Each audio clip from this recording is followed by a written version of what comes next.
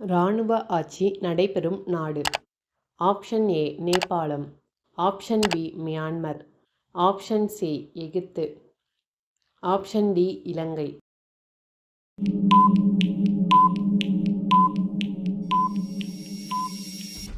Option B Myanmar. இப்போ இதோட விளக்கத்தை பார்ப்போம். இராணுவ ஆட்சினா என்னென்னா, ஒரு நாட்டின் உள்ள அரசை இராணுவம் நேரடியாக கைப்பற்றுவது தான் இராணுவ ஆட்சின்னு சொல்லுவாங்க.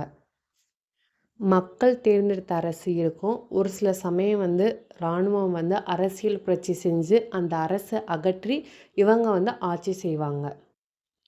இராணுவ ஆட்சி நடக்கும்போது தேர்தல் இருக்காது. இராணுவ தலைவர்கள் தான் அதிகாரத்தில் இருப்பாங்க. நார்மலாக மக்கள் தேர்ந்தெடுத்த ஆட்சி சுதந்திரமாக இருக்கிறதுக்கு வாய்ப்பு நிறைய இருக்குது. ஆனால் இராணுவ ஆட்சி சுதந்திரம்ன்றது இருக்காது. கொஞ்சம் சுதந்திரமே இல்லாமல் தான் இருக்கும். சட்டம் கடுமையாக இருக்கும். இதுதான் இராணுவ ஆட்சி. மக்கள் தேர்ந்தெடுத்த அரசு இருக்காது. ஃபுல்லாக ஆட்சி செய்கிறது இராணுவமாக தான் இருக்கும். அதுதான் இராணுவ ஆட்சி. மற்ற 3 ஆப்ஷன் பார்ப்போம். நேபாளம், இலங்கை ரெண்டுமே ஜனநாயக குடியரசு நாடு.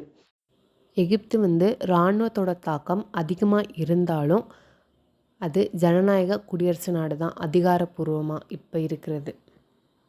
இது மாதிரி இன்ட்ரெஸ்டிங்கான ஜிகே பார்க்கணுமா நம்ம சேனலை சப்ஸ்கிரைப் பண்ணிக்கோங்க.